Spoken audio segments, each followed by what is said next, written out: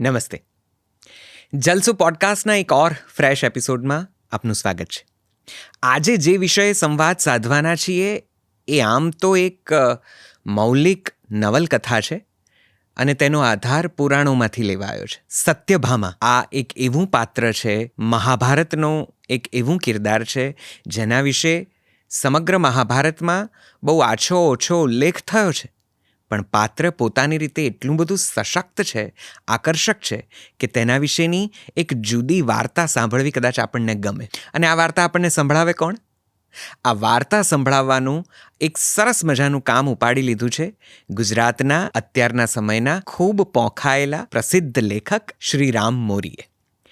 રામ પોતે સિદ્ધહસ્ત લેખક છે. પોતાની કળા દ્વારા ઘણા પુરસ્કારો તેમણે પ્રાપ્ત કર્યા છે અને તેનાથી વધારે લોકોના દિલ જીત્યા છે. તેમની લેખન શૈલીની એક આગવી પદ્ધતિ છે, એક આગવી છટા છે જે વાંચનારાને મોહ પમાડે તેવી છે. તેમના મનમાં સત્યભામા વિશેનો વિચાર લગભગ છેલ્લા 10 વર્ષથી ગૂંટાતો હતો અને એ પછી અનેક પુસ્તકોમાંથી તેઓ પસાર થયા અને સત્યભામાની કથા કહેવા માટે તેઓ આપણી સમક્ષ આજે હાજર છે. મૂળે તો આ નવલકથા સ્વરૂપે રજૂ થયેલા પુસ્તકમાં મહાભારતની કથા જરાક જુદી રીતે આપણને કહેવામાં આવી છે. દ્વારકા વિશે આપણે જાણીએ છીએ તેના કરતાં વધુ આ પુસ્તકમાંથી, આ નવલકથામાંથી આપણને જાણવા મળશે. સત્યભામા, દ્રૌપદી, રાધા, રૂકમિણી, આ પાત્રો સંગ આ કથા જરાક જુદી રીતે આપણને એ સમયગાળાને અને એ સમયના અદ્ભુત પાત્રોને આપણી સમક્ષ પ્રસ્તુત કરે છે. આપણા સૌના મનગમતા અને પ્રિય ભગવાન શ્રી કૃષ્ણને પણ આ કથામાં જરા જુદી રીતે વર્ણવવામાં આવ્યા છે. કઈ રીતે ઉદ્ભવી આ કથા અને તેની પ્રક્રિયા, તેનું વાંચન, શું મેળવ્યું છેવટે સત્યભામા લખીને રામ મોરીએ, અને આપણને શું પ્રાપ્ત થાય છે આ કથામાંથી? ચાલો, આ સંવાદમાં તમને ખૂબ રસપ્રદ વાતો જાણવા મળશે. બનવા જોગ છે કે આ સંવાદથી મહાભારત અને સત્યભામા બંને તમને થોડા વધારે સમજાય. આપ સૌનું સ્વાગત છે. મારી સાથે ખૂબ દિલથી, પ્રેમથી સ્વાગત કરો લેખક શ્રી રામ મોરીને. આમ જોવા જઈએ તો રામ એ જલસો પરિવારના જાણે કે અંગત સભ્ય જેવા છે. ફરી એક વખત તેમની સાથે સંવાદ કરવા મળે છે એ એક લાહો છે અને આનંદ પણ છે. તેમનું પ્રેમથી સ્વાગત કરીએ. આપ સૌનું પણ સ્વાગત છે. નમસ્તે.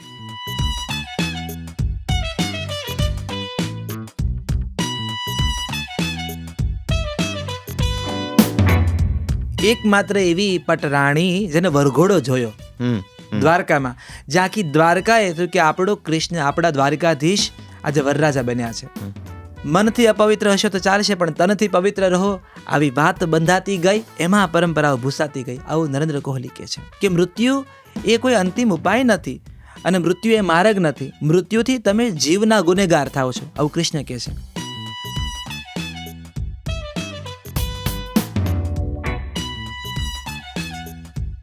કૃષ્ણા તમારો ઉલ્લેખ કરતી હતી સંપૂર્ણ પુરુષને પરણવાની ઈચ્છા સ્વરૂપે. તમને ન સમજાયું?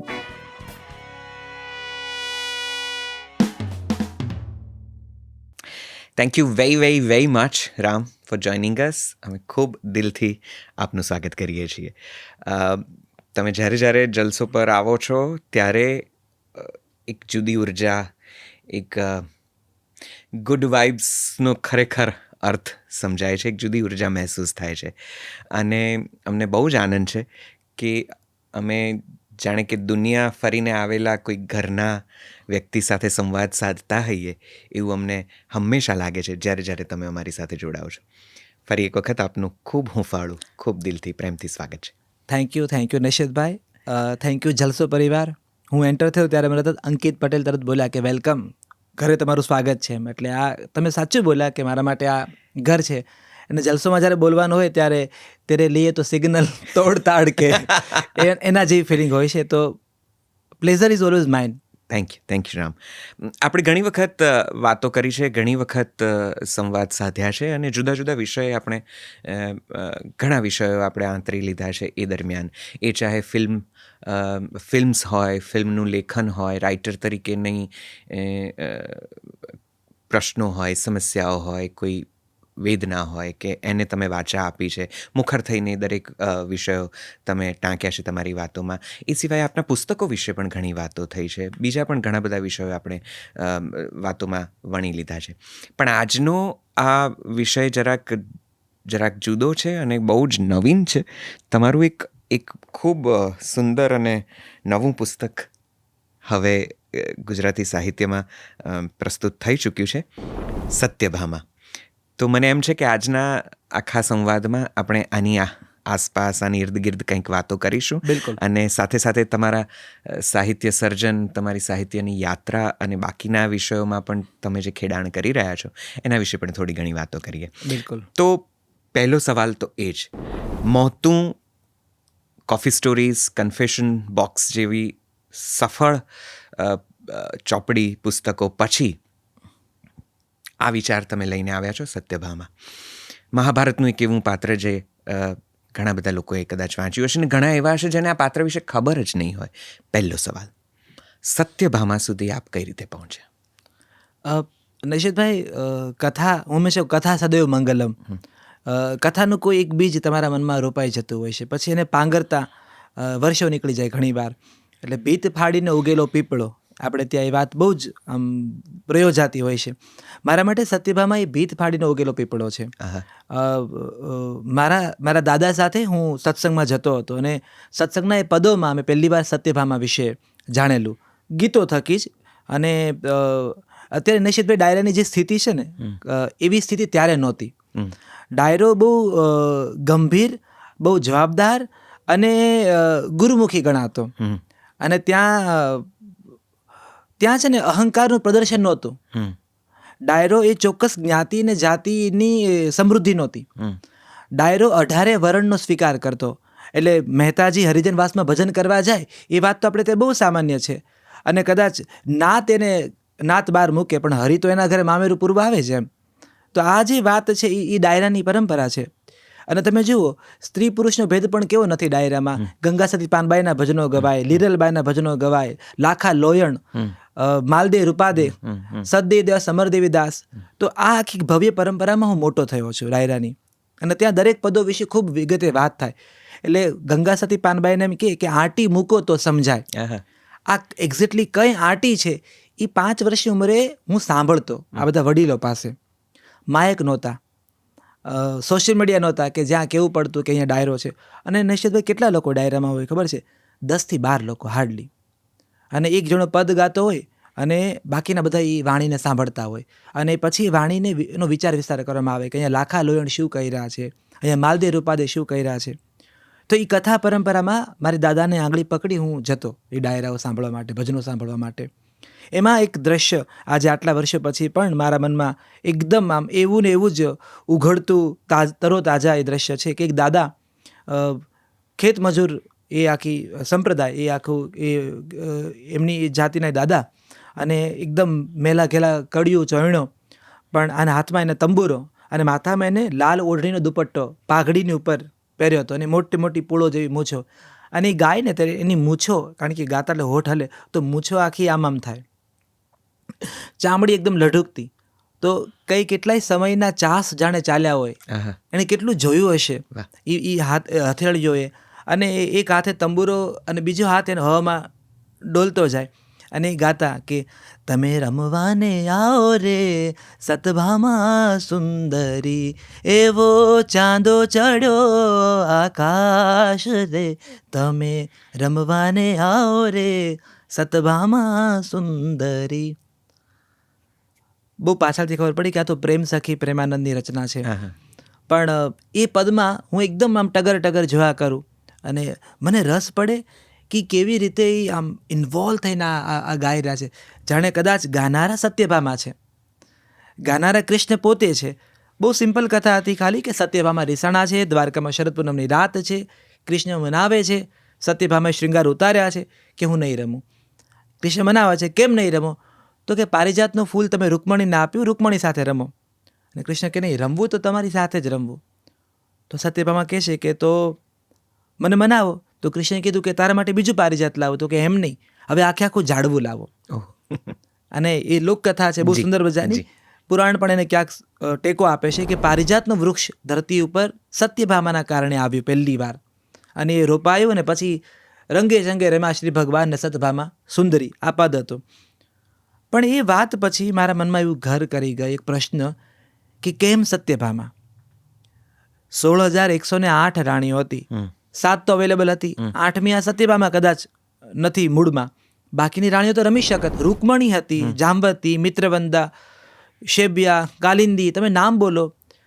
પણ કૃષ્ણને સત્યભામા જ કેમ જોઈતી હતી રમવા માટે? એનો જવાબ તો ખેર મને એ વર્ષોમાં નહીં મળ્યો. પછી રામાનંદ સાગરની શ્રી કૃષ્ણ સિરિયલ આવતી, એમાં સત્યભામાના આખા પ્રકરણો સુંદર આવતા. સુવર્ણ તુલા ઉપર કૃષ્ણને તોલવાની વાત છે, કેવા ગુણ તો ગોવિંદના ગવાણા, હે નાથ તમે તુલસીના પાંદડે તોળાયા. કે રૂકમણી તુલસીનું પાન મૂકે અને આખા કૃષ્ણ તોળાઈ જાય, અને સત્યભામાના અભિમાનનું ખંડન થાય.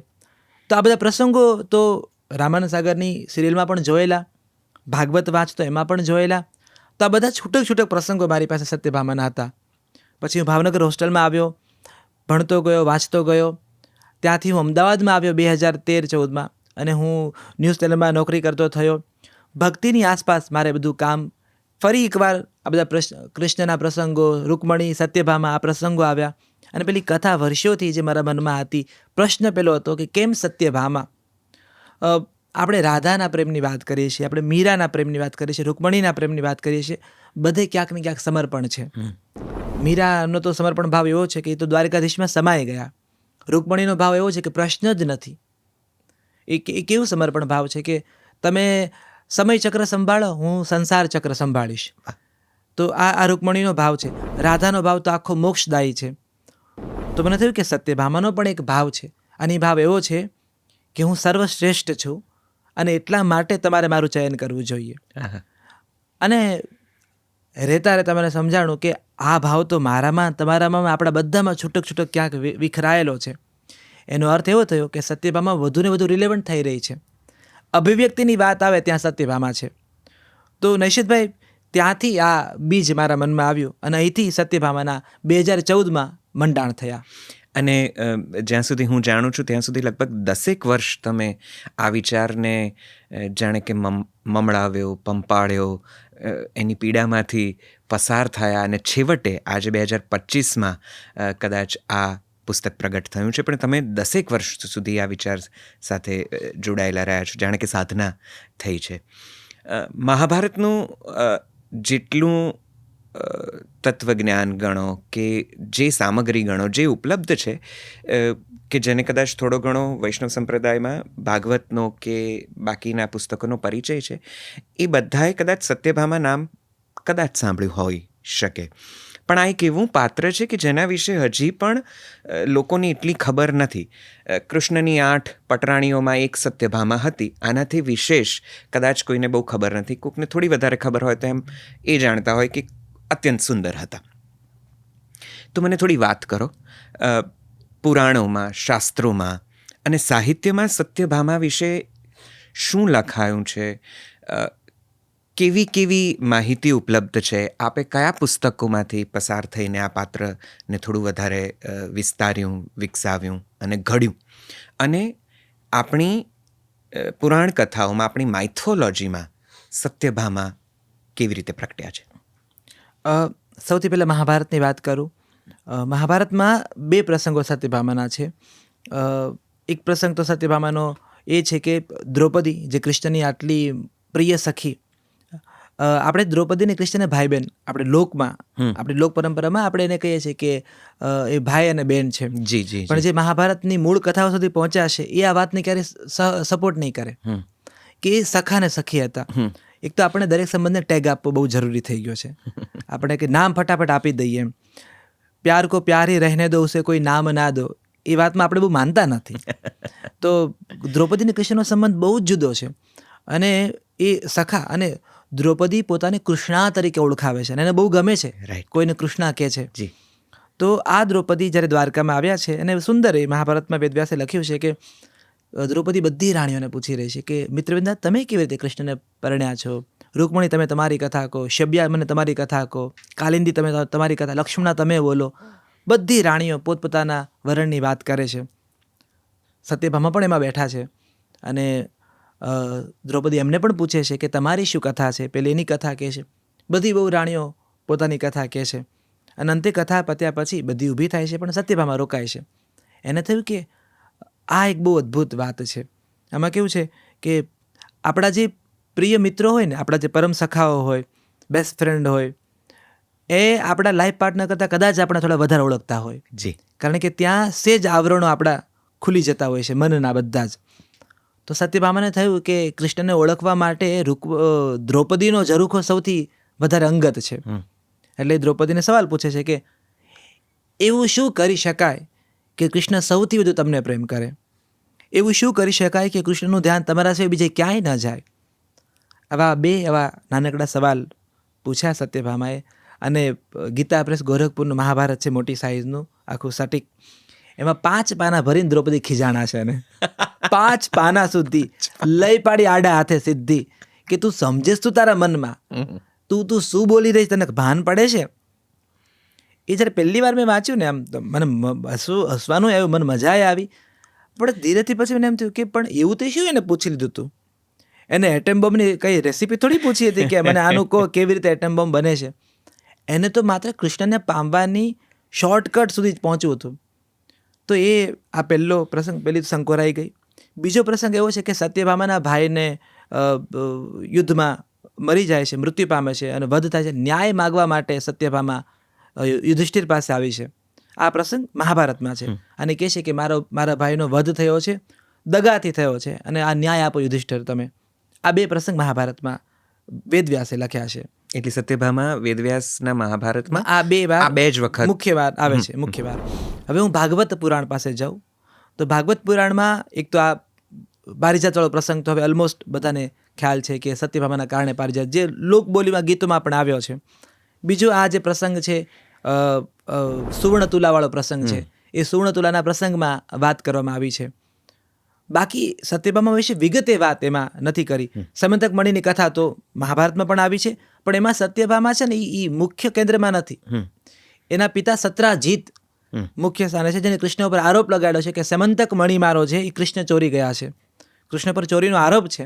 જે માખણ ચોરતો હતો એની ઉપર પહેલી વાર મણિ ચોરીનો આરોપ આવ્યો છે. અને કૃષ્ણ પોતાની નિર્દોષતા સાબિત કરવા માટે જાય છે, મણિ શોધીને લાવે છે. સત્રાજીતને પછતાવો થાય છે અને પોતાની દીકરી, જાણે પસ્તાવાના ભાગરૂપે કૃષ્ણને કહે છે કે મારી દીકરી સાથે મેં લગ્ન કરો, અને કૃષ્ણ અને સત્યભામાનો વિવાહ થાય છે. તો સમંતક મણિની કથા બંને પુરાણમાં છે. આનાથી વિશેષ કથાઓ પછી નથી મળતી તમને. તો આ ભાગવત થયું. હરિવંશ પુરાણમાં સત્યભામાના 1-2 પ્રસંગો છે. એક પ્રસંગ હરિવંશ પુરાણમાં કૃષ્ણના ભોજનની વાત છે. એમાં પણ અછડતો જ કે કૃષ્ણ માટે કઈ કઈ રાણી કેવા કેવા ભોજન બનાવે છે, આટલી વાત આવીને ઊભી રહેશે. પછીના એક વર્ણનમાં સત્યભામા અને સુભદ્રાનો સંવાદ છે, એકદમ નાનકડો સંવાદ, જેમાં સત્યભામા સુભદ્રાને પૂછી રહી છે કે પાંડવો કેમ છે, હસ્તિનાપુરથી આવી છે, પરણેલી છે નણંદ. તો આ 2 પ્રસંગો હરિવંશ પુરાણમાં મળે છે. તો આ આપણા પુરાણોમાં સત્યભામાના આ ઉલ્લેખો છે. તો આ ઉલ્લેખો તો મારી પાસે હતા જ. તો સાહિત્યમાં સૌથી પહેલાં ઘરસનદાસ માણેક, એમણે મહાભારત વિશે સુંદર વાતો કરી છે. આ મારા અભ્યાસમાં આવ્યું છે પહેલી વાર, અને એને સત્યભામાની આ જ સમંતક મણિવાળી વાત કરી છે. એમાં એક આછો એક ઉલ્લેખ એણે એવો કર્યો છે કે એને પણ કૃષ્ણ તો બહુ જ ગમતા હતા, પણ એ કહી નહોતી શકી. અને બોલીને દાદા જતા રહ્યા, પણ એમને બહુ તો ગમતા હતા, પણ એ બોલી નહોતી શકી. આ વાત ત્યાં મારા મનમાં રહી ગઈ હતી. પછી આવે છે કમા મુનશી. મુનશી તો કૃષ્ણ અવતાર, આપણું દુર્ભાગ્ય છે કે કૃષ્ણ અવતાર પૂરી નથી થઈ. અધૂરી કૃષ્ણ અવતારે મુનશી ગુજરી ગયા અને એક કૃતિ રહી ગઈ. તો એમાં આખું સત્યભામાનું આખ્યાન છે. એમાં તો સત્યભામાની એક બિલાડી છે, એ બિલાડીનું નામ ઉરી છે, અને બિલાડી સાથે એ હિચકતી વાત કરી કે ઉરી તને ખબર છે, આજે આવ્યા હતા, ઉરી એણે આમ કર્યું, ઉરી એણે તેમ કર્યું. અને બિલાડી સાથે એ સત્યભામા ખૂબ ભોળી છે. મુનશીની સત્યભામા છે ને એટલી ભોળી છે, પોતાના અધિકાર માટે બોલી ન શકતી. એ આમ સોરી ટુ સે પણ ગોપી વહુ છે. એ આમ સોરી ટુ સે એટલે કહેવું પડે, એ બહુ જ નાદાન છે, બહુ જ ભોળી છે અને થોડી બાપડી છે.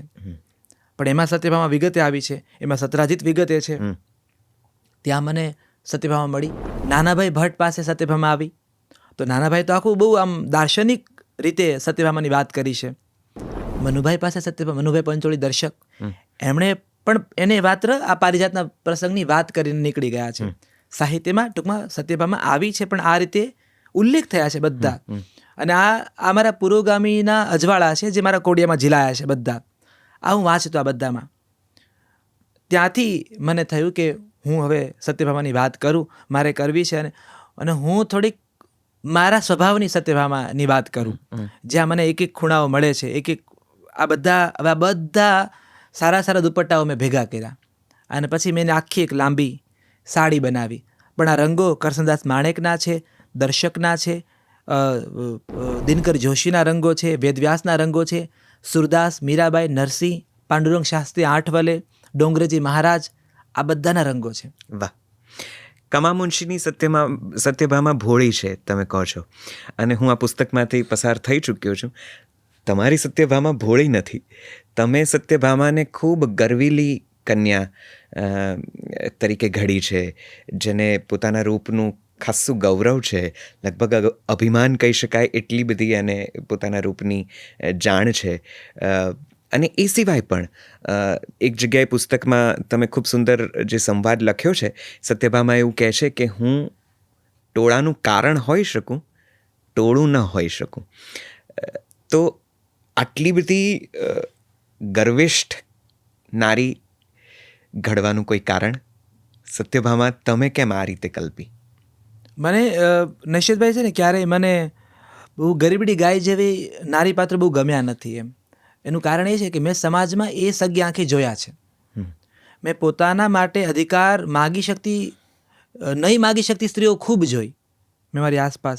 એટલે મને કાયમ થતું કે હું જે નારી પાત્રો આજે જોઈ રહ્યો છું, જે સામાજિક, અને મેં મારી કથામાં પણ એ નારી પાત્રો લીધા છે, કે એની મૂંગી ચીજ સતત એની આંખોમાં પાત્રોમાં આવ્યા છે. માતાજીએ લાજ રાખી સુધીની બધી જ કથાઓમાં એ આવ્યા છે. પણ મને એમ થતું કે હાવ આઈ વિશ મારી પાસે સત્તા હોત કે હું આ વાત બદલી શકત. તો સામાજિક વાર્તાઓમાં તો હું ન બદલી શક્યો, કે કદાચ એટલા માટે કારણ કે વાસ્તવથી છેડો નથી ફાડી શકતો. ત્યાં હું એમ ન જ કહી શકું કે એ આંખમાં આંખ નાખીને કે તો મને લાગે ત્યાં હું સમાજ સાથે એક વાર્તાકાર તરીકે હું ઓનેસ્ટ નથી. હું જે સમાજની વાત કરી રહ્યો હતો, અહીંયા મારા મનમાં એવું હતું કે આ કાળખંડ જુદો છે, અને પોતાનો ઓપિનિયન બહુ સ્ટ્રોંગલી, કન્યા ગુરુકુળની પરંપરા હતી આપણે ત્યાં. જેમ કુમાર ગુરુકુળની વાત આપણે સાંભળીએ, કન્યા ગુરુકુળમાં તમને ખ્યાલ હોય ને નૈશદભાઈ, તો મીરા નાયરની એક સુંદર ફિલ્મ છે કામસૂત્ર. એમાં કન્યા ગુરુકુળનો એક નાનકડો ટોપિક એ લોકો આમ અડીને નીકળી ગયા છે. ખેર, એમને તો એક ચોક્કસ ભાગ ઉપર જ આખી વાત ફોકસ કરી છે, પણ આ કન્યા ગુરુકુળની પરંપરા બહુ જુદી હતી. ત્યાં એમને શારીરિક સક્ષમ બનવાના પાઠો પણ ભણવામાં આવતા, માનસિક સક્ષમ બનવાના પાઠ પણ આપવામાં આવતા. તો આ તો કન્યા ગુરુકુળની કન્યાઓ છે. તો મને એમ થતું કે આ લોકોની કરોડરજ્જુ તો ટટ્ટાર હોવી જોઈએ. પછી એ રૂકમણી હોય, એ રાધા હોય, એ સત્યભામા હોય, એ દેવકી હોય, યશોદા હોય, રેવતી હોય. એટલે આ નવલકથામાં એ બધા નારી પાત્રોની કરોડરજ્જુ સેજ ટટ્ટાર રાખવાનો મેં પ્રયત્ન કર્યો. એટલે તમે આવશો તો મારું કલ્યાણ થશે, તમે આવશો તો મારો ઉદ્ધાર થશે, એ મારે સેજ નહોતું કરવું. કારણ કે જો કદાચ આવનારા 100 વર્ષ પછી કદાચ હું ને તમે નહીં હોય, જો આ કથાનું સત્વ છે ને, કથા ટકી ગઈ આ પુસ્તક, તો આ વાંચીને એમ થવું જોઈએ કે નબળા તો હવે આપણે પડ્યા છીએ, બાકી એ સમય તો બહુ નબળા નહોતા. પોતાનો અધિકાર અને પોતાનો મંતવ્ય આંખમાં આંખ નાખીને આપી શકતા લોકો. તો એક વાત મારા મનમાં સ્થિર હતી. કદાચ એટલા માટે હું માનું છું કે મારી સત્યભામા સેજ આવી રીતે ટટ્ટાર ઊભી છે. અને એ કૃષ્ણ ઘેલી પણ છે. બિલકુલ બિલકુલ કૃષ્ણ ઘેલી છે. અને આપણને ક્યારેક એમ થઈ જાય કે બેન, પ્રેમમાં હોવું બરાબર છે, પણ આ તો ઘેલછા છે, આ તો કંઈક જુદા પ્રકારનું પાગલપન છે. એ પ્રકારે એ કૃષ્ણને પોતાના કરવા માંગે છે, ચાહે છે. એ પ્રસંગો પણ તમે આખા નવલકથામાં સુંદર રીતે ટાંક્યા છે. સત્યભામા જેટલી કૃષ્ણ ઘેલી છે, એટલી તો નવલકથાની સૌથી સરસ વાત એ છે કે કદાચ તમે કૃષ્ણની પ્રીતિ પાછળ પાગલ સ્ત્રી પાત્રોને અદ્ભુત રીતે ચિતર્યા છે, અને દરેકને પોતાનો એક આકાર આપ્યો છે, દરેકને પોતાનો ન્યાય મળ્યો છે. એ ચાહે રાધા હોય, ચાહે રૂકમિણી હોય, એક દ્રૌપદીનો નાનકડો પ્રસંગ આવે છે નવલકથામાં, એ હોય, અને સત્યભામા હોય. આ 4. જાંબવંતીનો પણ ઉલ્લેખ આવે છે, જેને પણ કૃષ્ણ વરીને લાવે છે, અને એ પણ પોતાની રીતે કૃષ્ણને ચાહે છે. કૃષ્ણ એને પણ સમય ફાળવે છે. તો મને એ જાણવામાં થોડો વધારે રસ છે કે આ બધા જ પ્રેમ આમ તો જુદા છે કૃષ્ણ પ્રત્યેના. બિલકુલ. તો તમે એને કેવી રીતે ઓળખી શક્યા? નવલકથામાં આ લખતા, ટાંકતા, આલેખતા તમને કઈ કઈ સમસ્યાઓનો સામનો કરવો પડ્યો, અને છતાં આ સ્ત્રી પાત્રો પોતાની રીતે કૃષ્ણને ચાહે છે એ વાતને ઘડવામાં કેટલી તકલીફ થઈ? એક તો છે ને, સત્યભામામાં તકલીફ ખૂબ ઓછી પડી છે. કેમ કે મારા બહુ નજીકના મિત્રો જે આ કૃતિથી માહિતગાર છે, એમણે કીધું કે આ તો તું જ છો એમ. એટલે આજે ઘેલા હોવાની વાત સાથે હું બહુ રિલેટ કરું છું. અને એ પ્રેમ જ શું જેમાં ઘેલછા નથી, બરાબર. અને આ જાતને ભૂસીને આગળ વધવાની વાત નથી, આ તો જાતને ઘૂંટીને આગળ વધવાની વાત છે. સત્યભામા છે ને, જાતને ભૂંસતી નથી, વારંવાર પોતાનું, એટલે મારા કેન્દ્ર સ્થાને હું, પણ તમારા કેન્દ્ર સ્થાને હું જ હોવી જોઈએ, તમે નહીં. આ આખું સત્યભામાનો દ્રષ્ટિકોણ છે, એનો અભિગમ છે જીવનનો. એક બીજી તમને આમાં વાત કરું કે કેમ સત્યભામા, તમે જુઓ મહાભારત, આ પણ એક મારું તારણ આવ્યું કે કૃષ્ણએ આ જે 8 પટરાણીઓ સાથે વિવાહ કર્યા, એમાંની એકમાત્ર સત્યભામા છે જેના દ્વારિકામાં કૃષ્ણ સાથે વિવાહ થયા છે. એકમાત્ર એવી પટરાણી જે વાતે ગાતે કૃષ્ણ વરઘોડે ચડ્યા હોય, દ્વારકામાં વિવાહ થયા હોય, એવી એકમાત્ર સત્યભામા. બાકીની બધી રાણીઓની કથા તમે જાણો. રૂકમણી માધવપુરથી પરણીને, માધવપુરમાં પરણ્યા, મધુવનમાં, અને પછી કૃષ્ણ દ્વારકામાં આવ્યા. મિત્રવૃંદા લઈ લો, શબ્યા લઈ લો, આ ભદ્રા, કાલિંદી, બધીની કથાઓ કોઈક સ્વયંવરમાંથી કૃષ્ણ લાવ્યા છે, ક્યાંક કોઈક પ્રદર્શનમાંથી લાવ્યા છે, ક્યાંક કોઈક મંદિરથી પરણીને લાવ્યા છે, યુદ્ધ ક્ષેત્રમાંથી લાવ્યા છે, પરણીને આવ્યા છે.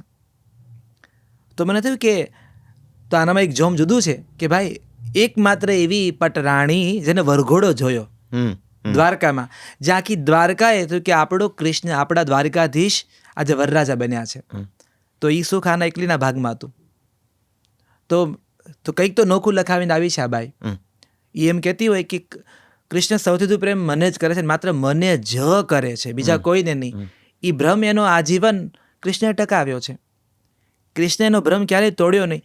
એમાં મને કથાકાર તરીકે બહુ રસ હતો કે આખી દુનિયાને વાસ્તવનું દર્શન કરાવતા કૃષ્ણ કેમ સત્યભામાને વાસ્તવ દર્શન કરાવવા માટે બહુ તૈયાર નહોતા.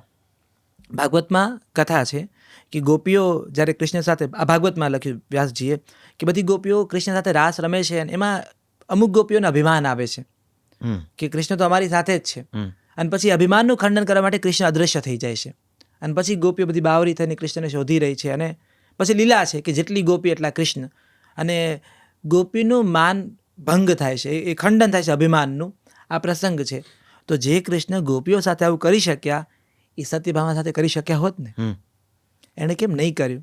આ પ્રશ્ન પણ સતત મને થતો. એનો અર્થ એવો થયો કે કૃષ્ણને ગમતું હતું.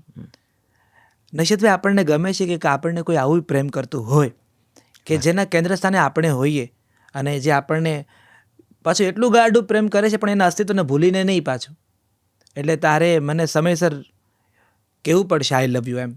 તમે શું ભાઈ, આઈ લવ યુ તો થાક છે એક છે, પણ સત્યમાં કહે છે કે 1 મિનિટ, એ થાક તારો છે, મારો નથી. મારા કાનને થાક નથી લાગતો.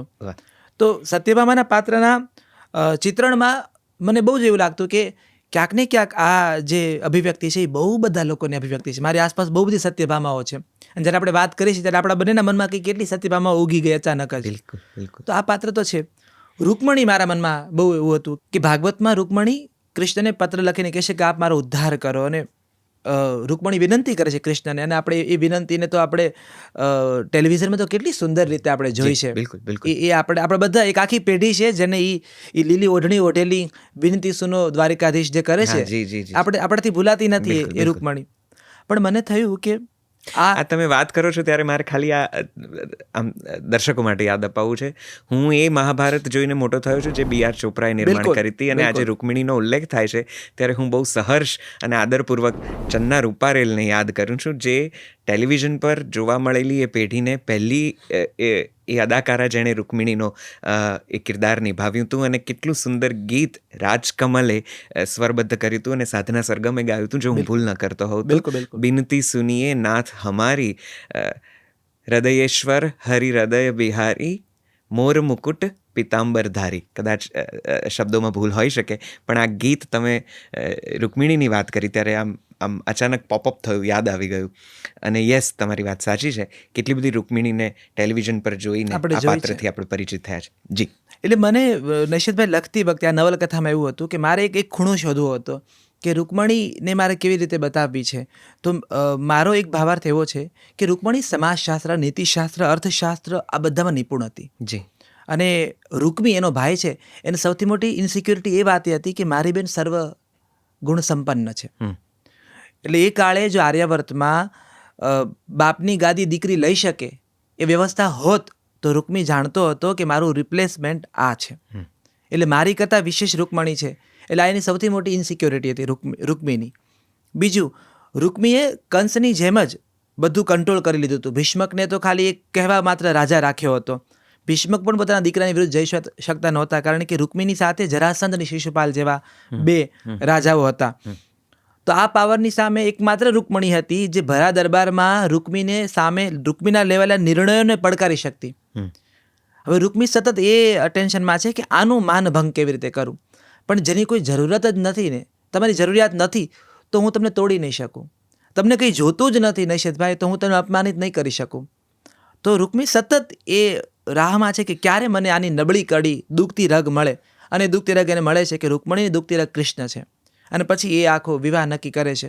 તો ત્યાં સુધી મને થયું કે જે સ્ત્રી આંખમાં આંખ નાખી આખા સમાજની સામે જો કહી શકતો હોય કે આ નિર્ણય યોગ્ય નથી ને અયોગ્ય છે, એ સ્ત્રી આટલી પામર તો ના હોઈ શકે કે પોતાની રક્ષા માટે અવાજ ના ઉઠાવી શકે. એટલે આ નવલકથાની રૂકમણી એ રીતે જુદી છે કે જે કહેશે કે પ્રેમના બદલે પ્રેમ આપી શકો તો જ આવજો, અને હું ઉપકારની સ્વીકાર માંગુ છું. એ જે રૂકમણીનો અવાજ છે મને એમાં બહુ રસ હતો. અને એટલા માટે નવલકથામાં રૂકમણીને પામવા આવતા કૃષ્ણ છે એ પરંપરાગત રૂપમાં પેલા રથ લઈને આવેલા કૃષ્ણ નથી. આ તો કમરે દોરડું બાંધી અને વિદર્ભના કિલ્લાની દિવાલો ચડતા કૃષ્ણ છે. એટલે એ રીતે રૂકમણીમાં મને રસ હતો. રાધામાં એ રીતે મને બહુ રસ હતો કે મારે કેટલાક પ્રશ્નનો જવાબ શોધવા હતા નૈષદભાઈ, કે કેમ રાધા અને કૃષ્ણ પરણી ન શક્યા. નાનપણમાં સવાલો મને થતા. જો દિવ્ય જવાબો તો બહુ બધા છે નૈષદભાઈ. એક દિવ્ય જવાબ તો એવો પણ છે કે રાધા તો હતી જ નહીં. બરાબર, જયદેવની કલ્પના છે અને ગીત ગોવિંદમાં આવ્યું અને સાહિત્યને રાધા મળી. આ બહુ મોટો ડિબેટનો સવાલ છે. ત્યાં મારી પાસે પાછું દેવી ભાગવત પુરાણ આવે છે. દેવી ભાગવત પુરાણમાં તો રાધા પોતે ગોલોકની સ્વામીની છે, રાધા દેવી છે, અને ગોલોકના અધિપતિ છે કૃષ્ણ અને અધિષ્ઠાત્રી છે રાધા. એટલે દેવી ભાગવતમાં આદિશક્તિ રાધાની સ્તુતિ કરે છે. આ પણ આપણી પરંપરા છે. આપણી પરંપરા એવી છે કે રાધા એ મોક્ષદાયીની શક્તિ છે. જે રાધા છે એ વિજય માટે એની ઉપાસના કરવામાં આવે છે. તો આ આખી જુદી કથા થઈ ગઈ. બ્રહ્મવૈવર્ત પુરાણમાં તો રાધા અને કૃષ્ણના વિવાહ થાય છે અને બ્રહ્માજીને ત્રિદેવ આવે છે અને એનું કન્યાદાન કરે છે. આ આપણી જો કેટલી બધી કથાઓ છે, એક જ વ્યક્તિ સાથે અલગ અલગ જોડાયેલી કથાઓ. અને જો માત્ર આ કલ્પના જ હોય જયદેવની, તો મને થાય કે આ કવિની કેટલી મોટી મહાનતા છે કે આજે રાધા મોક્ષદાયીની તરીકે ઓળખાય છે. તો મને હતું કે આ રાધા અને કૃષ્ણ પરણી કેમ ન શક્યા? નાનપણમાં મને આવો સવાલ થતો. તો હવે એના લોક જવાબો મને નહોતા મળતા. આમ દેવી જવાબો બહુ બધા હતા. એ પ્રશ્નનો જવાબ શોધવાનો મેં આમાં પ્રયત્ન કર્યો છે. એટલે મોટાભાગે આ કૃતિ છે ને નૈષદભાઈ, મને પજવતા પ્રશ્નનો જવાબની એક યાત્રા છે કે હું કેવી રીતે આ પ્રશ્નનો જવાબ શોધી શકું. કેમ કૃષ્ણ ક્યારેય ગોકુળ પાછા નહીં ગયા? કેમ રાધા અને કૃષ્ણના વિવાહ નહીં થયા? કેમ કૃષ્ણએ નારાયણી સેના કૌરવોને આપી દીધી અને એક વાર પર નારાયણી સેનાને પૂછ્યું નહીં કે તમને આ માન્ય છે મારી મંજૂરી? કારણ કે તમે તો નારાયણીના નામ સાથે જોડાયા છો આ સેનામાં, તો તમારી રક્ષા સુરક્ષા એ મારું દાયિત્વ છે. તો આવા જે કેટલાક પ્રશ્નો છે, એ પ્રશ્નોના આધારે આ બધા નારી પાત્રો વિકસ્યા છે.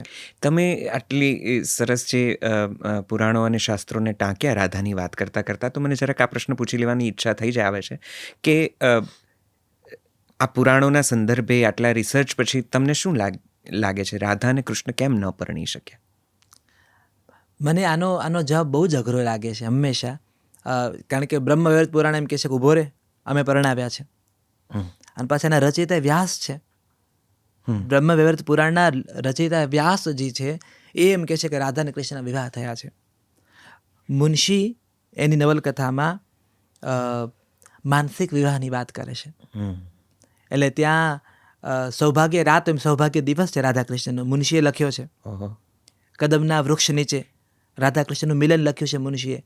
અને એ સમયમાં લખી ગયા, આ સમયે હું ન લખી શકું, એમણે લખ્યું છે મુનશીએ. તો આ બહુ બધા જવાબો છે. પણ મેં આ નવલકથામાં આ પ્રશ્નને શોધવાનો પ્રયત્ન કર્યો, મેં એનો જવાબ બનાવવાનો પ્રયત્ન કર્યો. મેં એવો જવાબ બનાવવાનો પ્રયત્ન કર્યો છે કે રાધા છે એ વ્રજની એકમાત્ર એવી છોકરી હતી જે કન્યા ગુરુકુળમાં ભણવા ગઈ હતી. એટલે એના પિતા વૃષભાનુ છે, એણે નક્કી કર્યું હતું કે મારી દીકરીને હું એટલે અભ્યાસ કરાવીશ, મારી દીકરીને એટલે ભણાવીશ કે પોતાની પસંદ નાપસંદ કહી શકે, અધિકાર માગી શકે, ન્યાય અન્યાયનો ભેદ જાણી શકે. વ્રજના બીજા ગોપાલક છે એને એમ કીધું કે આની જરૂર નથી, કારણ કે આપણે તો એ પરંપરા નથી કે ગોપાલકની કન્યાઓ કન્યા ગુરુકુળમાં જાય, ક્ષત્રિય કન્યાઓ જાય. પણ વૃષભાનુને દીકરી માટે વિશેષ પ્રેમ છે અને દીકરીને મોકલી છે. એટલે રાધા પણ ન્યાયશાસ્ત્ર નીતિશાસ્ત્રની બહુ મોટી જ્ઞાતા છે. એટલે રાધા બહુ સર્વગુણ સંપન્ન છે. ત્યાં સુધી કે વ્રજમાં આદર્શ દીકરીના ઉદાહરણમાં રાધાને ટાંકવામાં આવે છે કે દીકરી હોય તો રાધા જેવી, કે પવનનું માન પૂછી ને ચાલે છે, ઉંબરો ઠેકવા જાય તો મોભનું માન પૂછે કે તમને વાંધો નથી ને તો ઉંબરો ઠેકું. આવી રાધા એક આદર્શ દીકરી તરીકે પંકાયેલી છે વ્રજમાં. આદર્શ હોવાની કિંમત બહુ ચૂકવવી પડે નિશેષભાઈ, જી, બહુ ચૂકવવી પડે. રાધાએ કિંમત ચૂકવી કે આદર્શ હોવાની રાતે વ્રજમાં આઈડિયલ મૂર્તિ તો છપાઈ ગઈ. કૃષ્ણ માટે પ્રેમ છે, યુગ પુરુષ છે કૃષ્ણ. વાતો એટલી સાંભળી, જેમ આ કથામાં સત્યભામાએ કૃષ્ણને જોયા નથી પણ કૃષ્ણ વિશે એટલી કથાઓ સાંભળી છે, એમ રાધાએ પણ કથાઓ સાંભળી. ગોવાળાનો કહેતી હોય ને, જે માખણ વેચવા જાય મથુરાના માર્ગ, કે આવું કરે છે, છાસની મટકી રેવા નથી દેતો, એને કાલીય મર્દન કર્યું છે, એને પૂતનાનો વધ કર્યો છે. આ કથાઓ રાધા સુધી પણ પહોંચી છે. તો નવલકથા પ્રમાણે ગોકુળ ગામ છે, આ બરસાના ગામ છે વ્રજનું, અને પછી વૃંદાવન ગામ છે. તો ગોકુળ છોડી આ લોકો વૃંદાવન આવ્યા છે અને બરસાનામાં રોકાયા છે ટેમ્પરરી. રાધા કૃષ્ણના પ્રેમમાં છે ગળાડૂબ. અને નવલકથામાં રાધા પોતાની માને કહે છે, રાધાનું સગપણ થયું છે અયન ઘોષ સાથે. અયન ઘોષના પણ 3 અલગ અલગ નામ છે, અલગ અલગ પુરાણોમાં. મેં અયન ઘોષ નામ રાખ્યું છે, મારો બંગાળ પ્રેમ છે એના કારણે. અયન ઘોષ, એમાં પણ 3-4 નામ છે અલગ અલગ. અયન ઘોષ સાથે, અયન ઘોષ કંસનો સેનાપતિ છે, એટલે સેલેરેસ છે ત્યાં, કંસ એને સેલરી આપે છે. અયન ઘોષના પિતા અને વૃષભાનુ બંને મિત્રો છે, અને વૃષભાનુ 12 ગામના મુખી છે. પદ છે આવા સુરદાસના, 12 ગામ કે મુખિયા વૃષભાનુજી, ત્યાંથી મને આ રેફરન્સ મળ્યો છે. તો 12 ગામના મુખી છે, વચન અપાયા છે, જીભાન દેવાઈ ગઈ છે, એટલે સગ પણ થયું છે, વિવાહ બાકી છે. અને એવા સમયે રાધા પોતાની માને એમ કે મારે કૃષ્ણને પરણવું છે. હવે આ માં જુદી છે, પેલી લાફો મારીને સમજાવતી માં નથી. એ કહે છે કે તારા દરેક નિર્ણયનું તારા પિતાએ સન્માન કર્યું છે, તારા આ નિર્ણયનું પણ સન્માન થશે રાધા. અમે તારા અયન ઘોષ સાથે વિવાહ અટકાવીએ છીએ, કૃષ્ણ સાથે તારા વિવાહ થઈ જશે દીકરી. પણ સમસ્યા ત્યાં છે કે એ પછી વ્રજના એ બધા લોકો સાચા સાબિત થશે કે દીકરીને તમે કન્યા ગુરુકુળમાં ખોટી મૂકી. કે જો તમે એવું એજ્યુકેશન તો આપ્યું જ કે આંખમાં આંખ નાખી પોતાની પસંદ નાપસંદ કહી શકે છે, તો વૃષભાનુ તમે જે શિક્ષણ આપ્યું એનો આ ફાયદો ગણો તો એ થયો કે તમારી દીકરી વિવાહ તોડીને ઊભી થઈ કે વિવાહ નહીં કરું, સગપણ તોડવા માટે તૈયાર થઈ. તારા પિતા એ કરશે, એમને કોઈ ચિંતા નથી.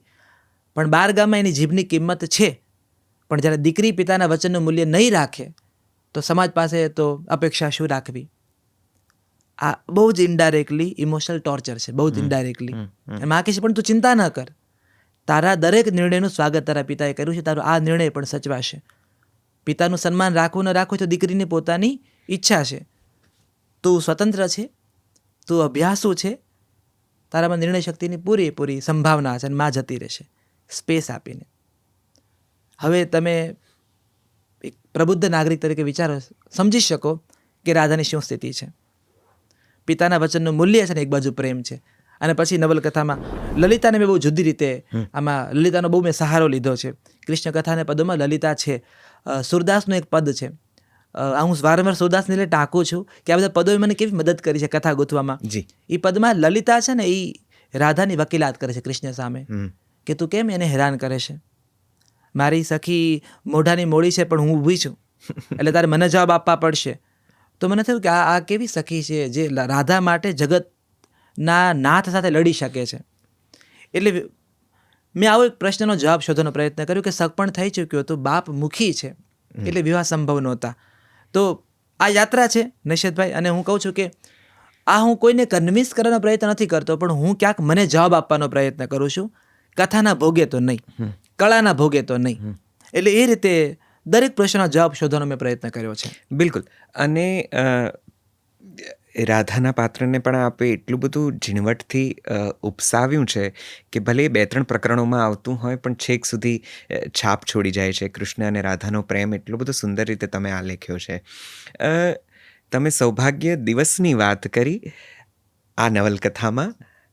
કેટલીક સૌભાગ્ય રાતો ખૂબ સુંદર રીતે આપ પ્રસ્તુત કરી શક્યા છો. એટલી બધી સુંદરતા સાથે અને જેને કહેવાય કે સંપૂર્ણ મર્યાદામાં અને છતાં શૃંગાર રસથી ભરપૂર તમે આ સૌભાગ્ય રાતો આલેખી છે. એ કૃષ્ણ અને રૂક્મિણીના વિવાહ પ્રસંગની પહેલી રાત હોય કે સત્યભામા સાથે કૃષ્ણના સંબંધની પહેલી રાત હોય. અને આમ જોવા જઈએ તો સાહિત્યમાં જ્યારે માઇથોલોજીમાંથી કોઈક પાત્ર કે ઘટના ઉધાર લઈને લખવાના પોતાના ભયસ્થાનો પણ છે. બિલકુલ. અને પોતાની રીતે એ જરા ચેલેન્જિંગ પણ છે. તમને આ રાતો વિશે લખવામાં કેટલી ચેલેન્જિંગ આ ટાસ્ક લાગ્યો, કેટલો ચેલેન્જિંગ લાગ્યો આ, અને શું મનોમથામણ રહી જ્યારે તમે પર્ટિક્યુલરલી આ પ્રસંગો તમારા કલમ દ્વારા આલેખતા હતા ત્યારે? નિશિતભાઈ, એ સમયે પણ મને સાહિત્ય મદદ કરી છે. આપણે ત્યાં નરસિંહના શૃંગાર કાવ્ય આપણા સુધી પહોંચ્યા નથી. જી. નરસિંહના શૃંગાર કાવ્ય તમે વાંચો ને તો વાત્સ્યાયન શર્માય એવા પદો છે આપણી પાસે. મારા કવિ મિત્ર પાર્થ તારપરા પાસે અને અક્ષય દવે પાસે મેં આ પદો સાંભળ્યા છે. અને તમને થાય કે અરે આ મહેતાજી તો નોખા છે. પેલો હેજીવાલા અખંડ રોજી હરિના હાથમાં, એ મહેતાજી જુદા છે ને આ મહેતાજી જુદા છે. શૃંગાર કાવ્યો આપણે ત્યાં, અને આપણી પરંપરા છે શૃંગાર કાવ્યો.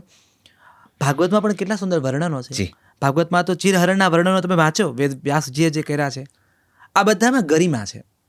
એટલે મને મારી પરંપરાએ શીખવ્યું કે વાત કરો, તમે શૃંગાર રાતની વાત કરો, તમે શરીર સૌષ્ઠવની વર્ણન કરો.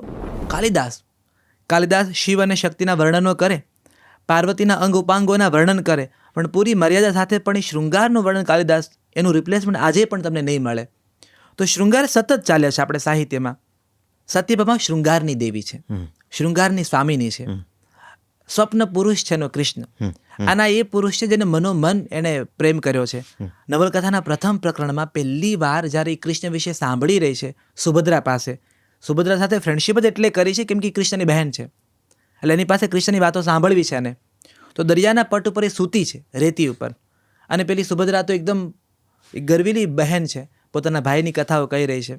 એટલે શ્યામલ આકાશને જોઈ રહી છે સુભદ્રા. એ શ્યામલ આકાશ એને મન તો કૃષ્ણ જ છે, જે સત્યભામાના મન પર ઝળુંબી રહ્યા છે, એ કૃષ્ણ.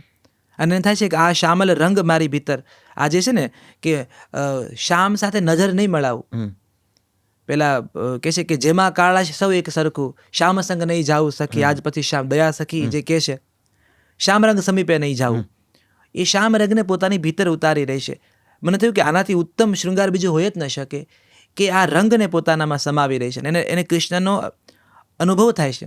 એટલે કૃષ્ણને મેં ચંદનની સુગંધ પૂરતા એક પ્રતિકાત્મક આખા નવલકથામાં ચંદનની સુગંધ એટલે કૃષ્ણ એવું મેં રાખ્યું છે, કારણ કે ચંદન એની સાથે જોડાયેલું છે.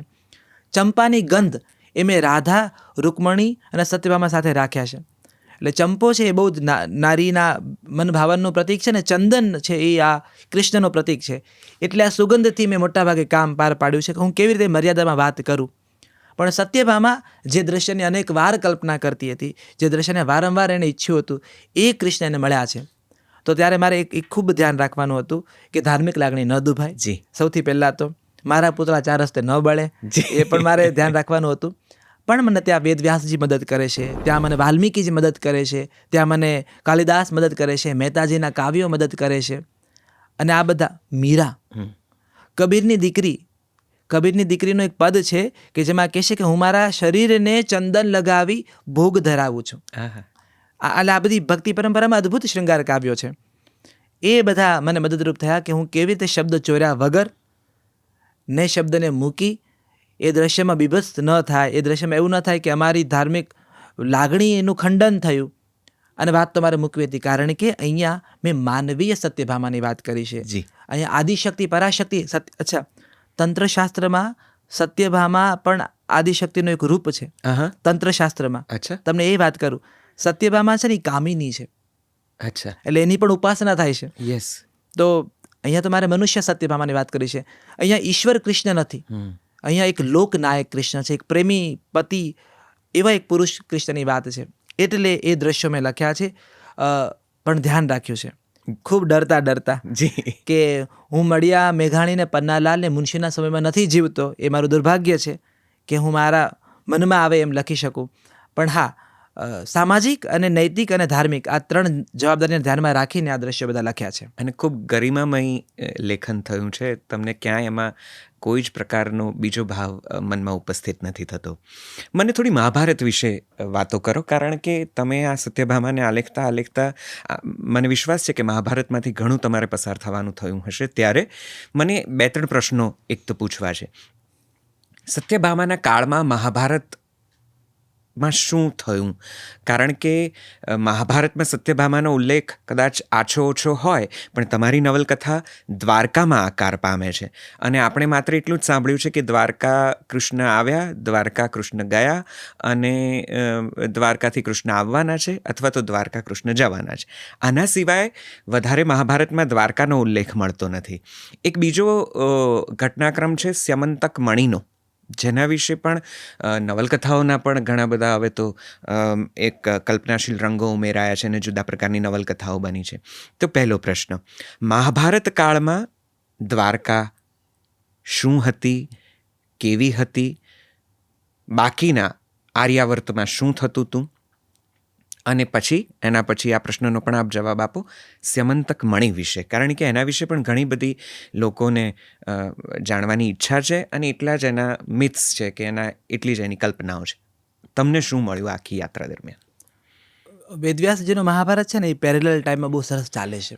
વ્યાસજી ઉત્તમ કથાકાર છે અને એણે પેરેલલ ટાઈમમાં કેટલી બધી ઘટનાઓ બતાવી છે. મથુરામાં કંસનો વધ કર્યો, એ પછી કૃષ્ણ અને બલરામ ત્યાં મથુરામાં રહ્યા, અને માતામહ એના દેવકીના જે પિતા છે ઉગ્રસેન, એને રાજ્ય સોંપ્યું. પછી ત્યાંથી એ લોકો સાંદીપની મુનિના આશ્રમમાં, એક આપણે છે કે સાંદીપનીના આશ્રમમાં ભણવા ક્યારે ગયા બંને ભાઈઓ? તો કંસનો વધ કર્યો, મથુરા સુરક્ષિત કર્યું, એ પછી એના ઉપનયન સંસ્કાર થયા આ બંને ભાઈઓના જુદી રીતે રાજકુમાર તરીકે, અને પછી સાંદીપની મુનિના આશ્રમમાં કૃષ્ણ ભણવા ગયા. જી, ત્યાંથી ભણીને પાછા આવ્યા છે, અને લગભગ 11 કે 22 વર્ષનો આખો એક ગાળો છે જેમાં મથુરામાં એ લોકો રહ્યા. પછી એ લોકો દ્વારકામાં આવ્યા, દ્વારકા નગરીનું નિર્માણ કર્યું કૃષ્ણએ. આખું એ જરાસંધની કાળીવરની વાતમાં અત્યારે નથી પડતો. દ્વારકાનું નિર્માણ થયું. પેરેલલ ટાઈમમાં ત્યાં આ બાજુ હસ્તિનાપુર, કારણ કે નવલકથામાં હસ્તિનાપુર બેકગ્રાઉન્ડમાં ચાલે છે, વાતોમાં ચાલે છે. નવલકથામાં પણ એ વાત છે કે દ્વારકામાં જ્યારે કોષાધ્યક્ષ, જેને આપણે ફાઇનાન્સ મિનિસ્ટર કહી શકાય, એ સત્રજીતને જ્યારે ભૂમિકા આપવામાં આવી ત્યારે કૃષ્ણ દ્રૌપદી સ્વયંવરમાં હતા. એના ખભે દ્રૌપદી સ્વયંવરની આખી જવાબદારી વ્યાસજી પણ કહે છે કૃષ્ણએ લીધી હતી.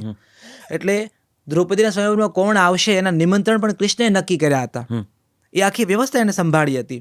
વિરાટ રાજાને ત્યાં પણ કૃષ્ણ ગયા હતા. એટલે આપણને એમ થાય કે મોટા મોટા રાજ્યો યજ્ઞનું આયોજન કરે, સ્વયંવરનું આયોજન કરે, એ કૃષ્ણને મંતવ્ય માટે એકવાર બોલાવે કે અમારે કેવી રીતે આયોજન કરવું જોઈએ, જરા અમને કહેજો તમે.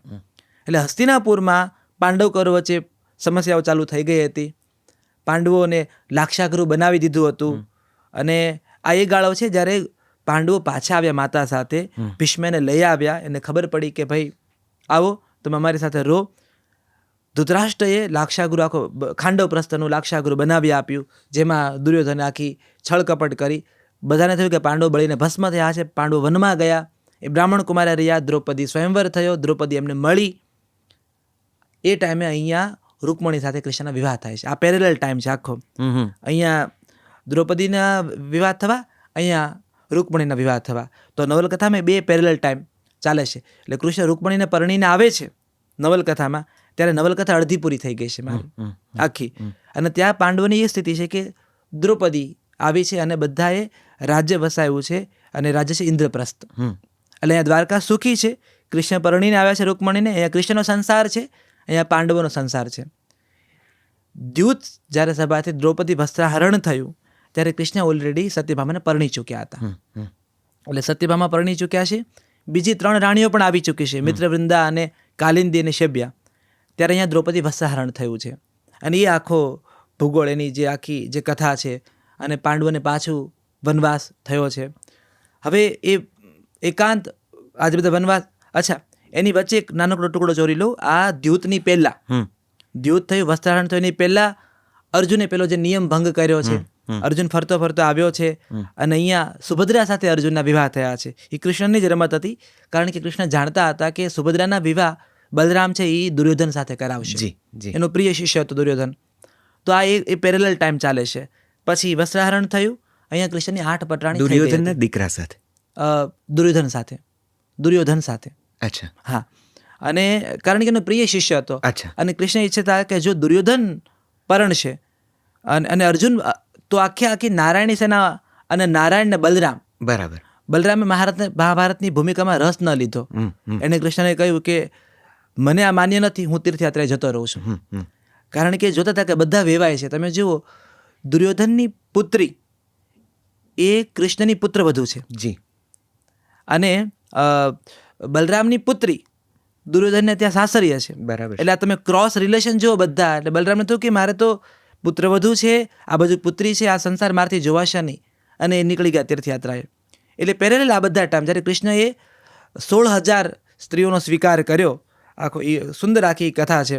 અને એ 16,000 સ્ત્રીઓનો જ્યારે સ્વીકાર કર્યો ત્યારે અહીંયા મહાભારતનું યુદ્ધ પ્રારંભ થવાનું હતું. ઓહો, એટલે આ બધા પેરેલલ ટાઈમ દ્વારકાના ચાલ્યા છે. વાહ. તો તમારા માટે ખાસું એ આખા ઝિગઝેગ બહુ ઇન્ટરેસ્ટિંગ છે બધા.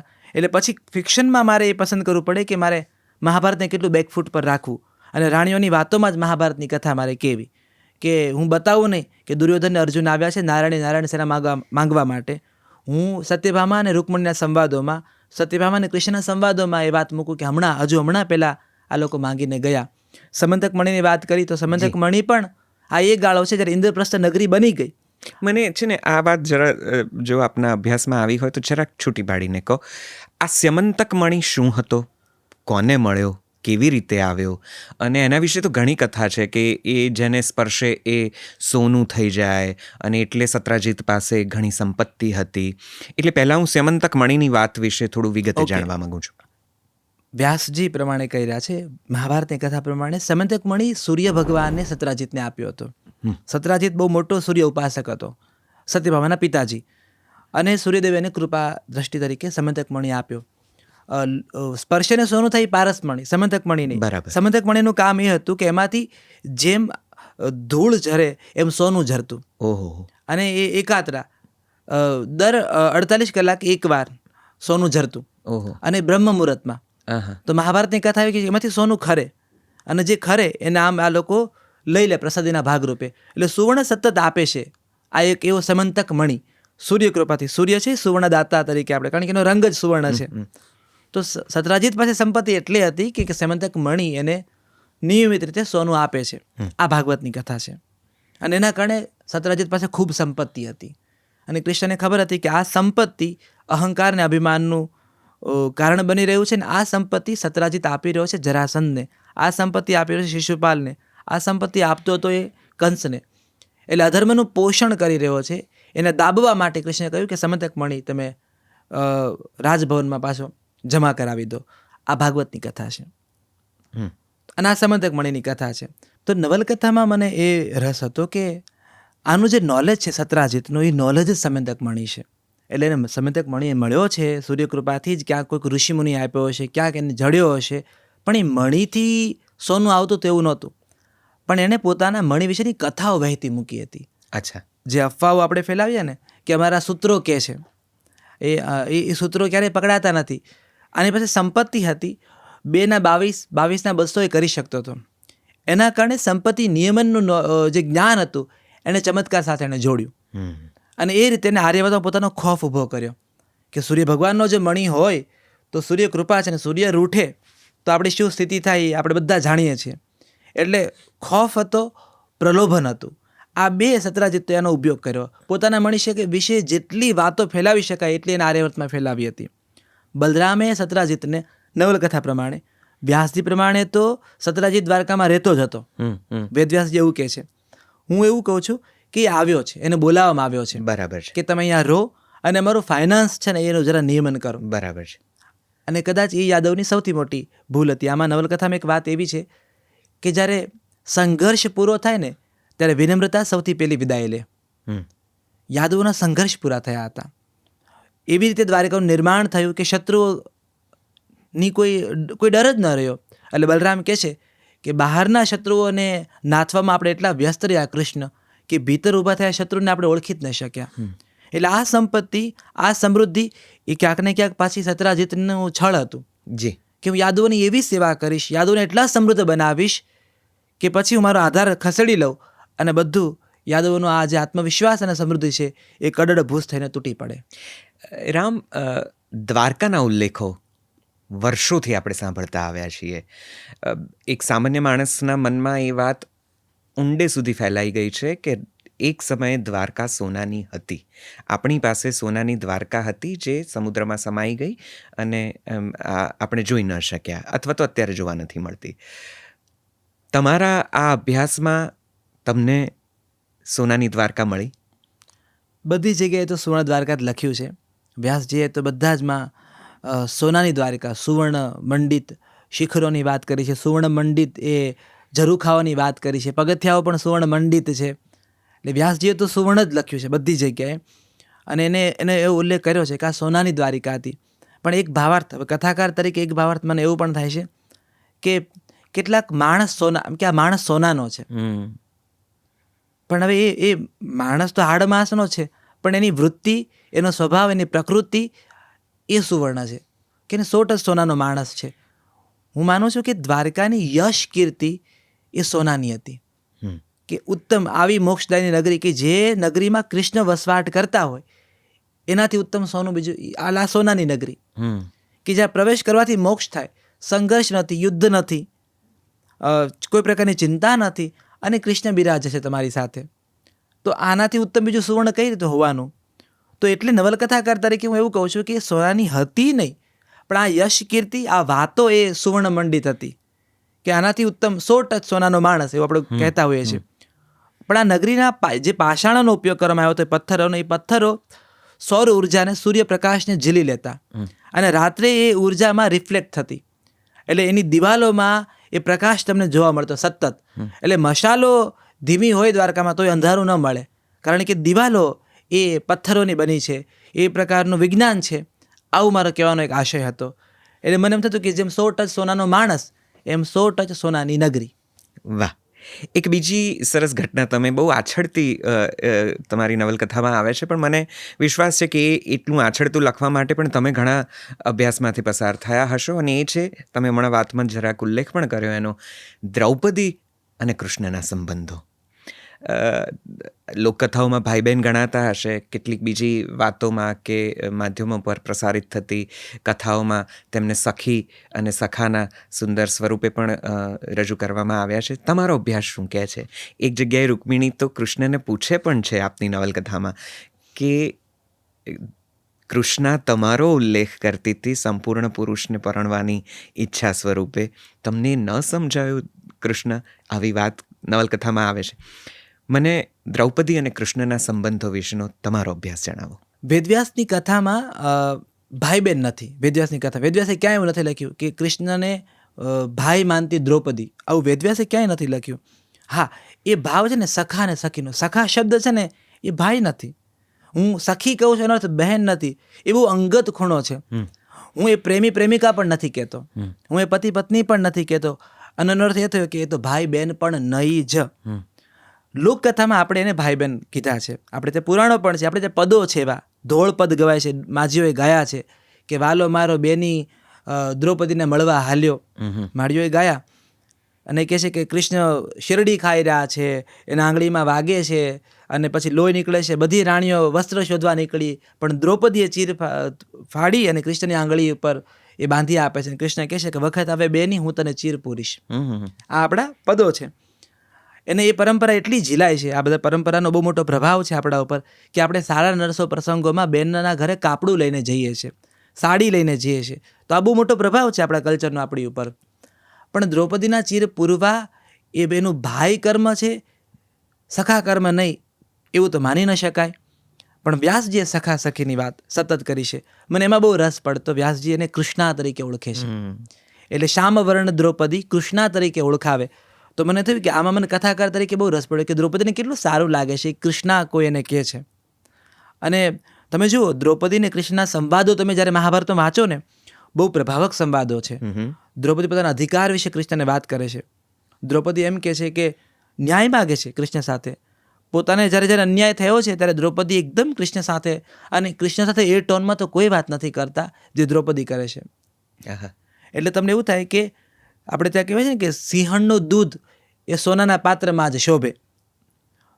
તો એક સવાલ મને થતો કે યુગના આવા બે પ્રભાવક પાત્રો, એક દ્રૌપદી જે આખી યુગને બદલવા માટે જન્મી હતી, અગ્નિકન્યા, અને કૃષ્ણ જે યુગંધર આખા યુગને ધારણ કરે છે. આ બે લોકોના વિવાહ કેમ ન થઈ શકે? અને ધારો કે આ બેના વિવાહ થયા હોત તો આર્યવતની કથા કંઈક જુદી હોત. આવો પ્રશ્ન મને કાયમ થયો છે.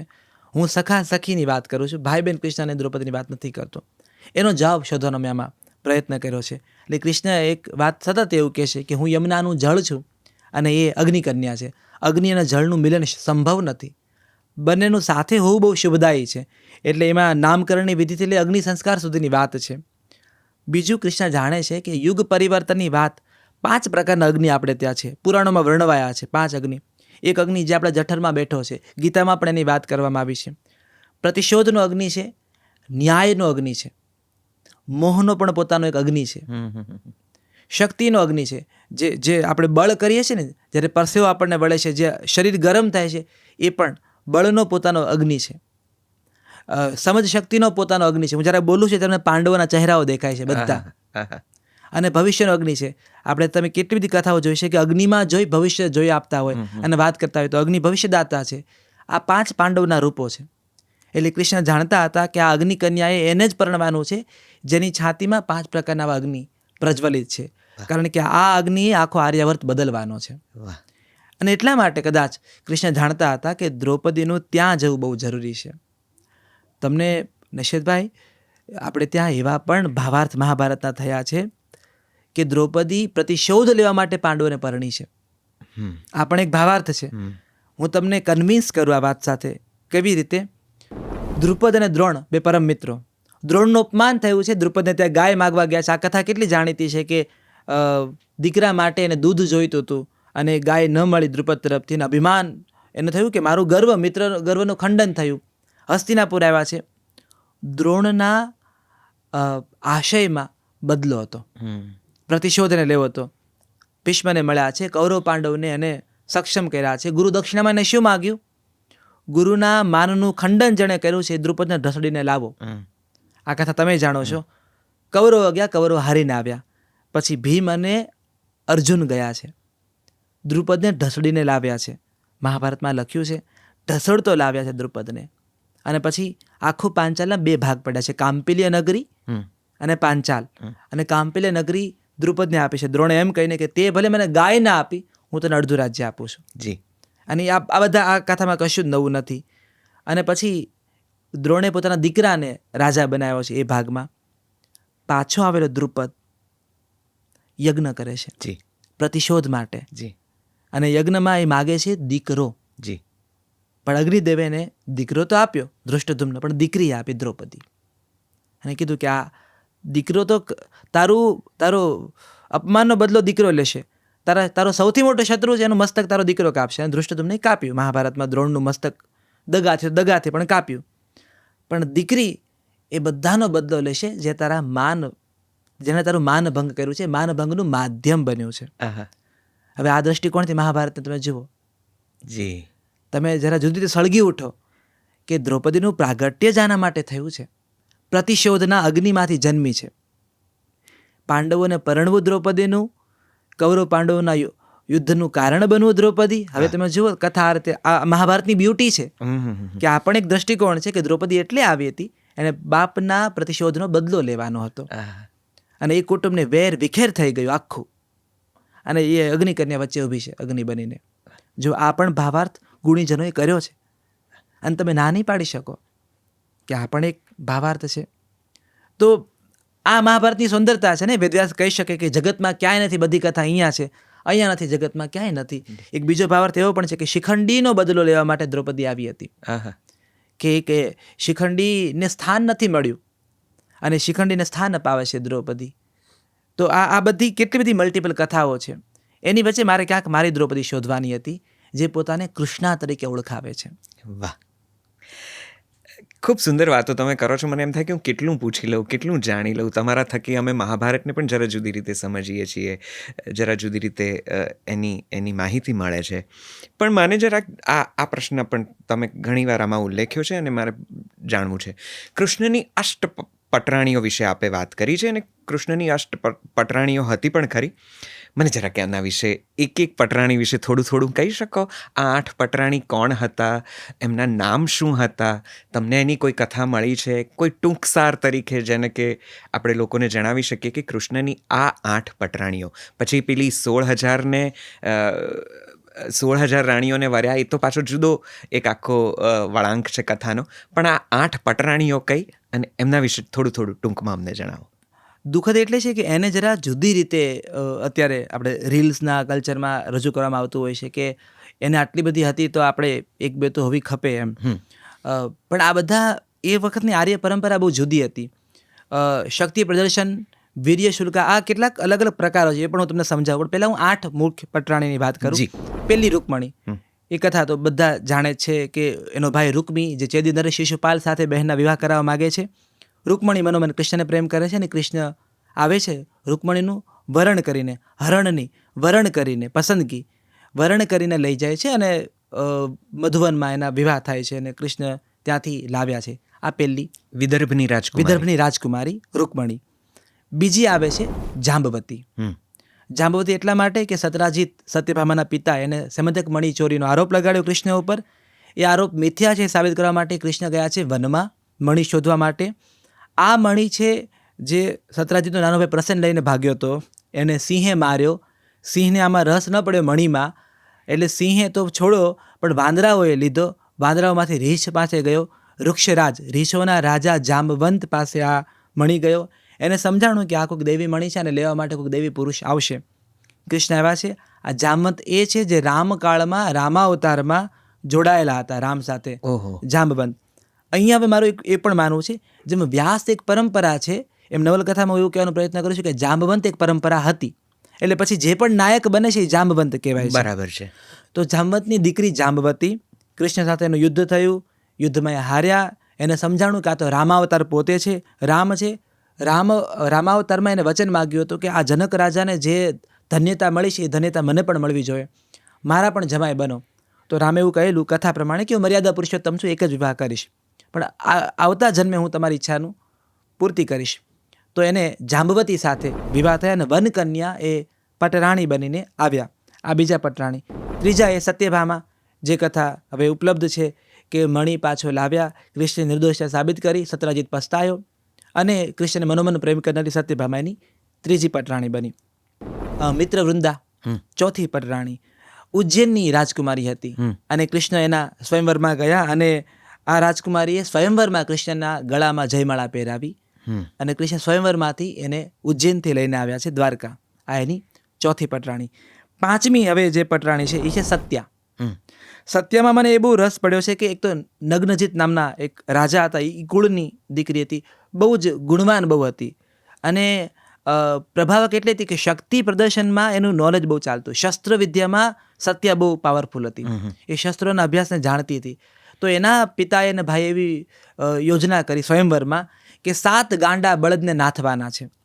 આ 7 બળદને એક સાથે નાથીને જે રાજકુંવર કે જે રાજા કે યોદ્ધા ઊભો રહે આખા મેદાનમાં, એ વ્યાયામશાળામાં, એને હું મારી દીકરી કે આ બહેન પરણાવીશ, સત્યા. અને કૃષ્ણ એ નાયક છે જેને 7 ગાંડા બળદને એક સાથે, આમ બહુ પ્રભાવક, તમને આમ કેવી હિરોઇઝમ વાળી ફીલ આવે કે 7 બળદને નાથ્યા અને કૃષ્ણ સત્યાને પરણ્યા છે. પછી વિવાહમાં સિદ્ધિ આવે છે મારા મનમાં, એ છે રોહિણી.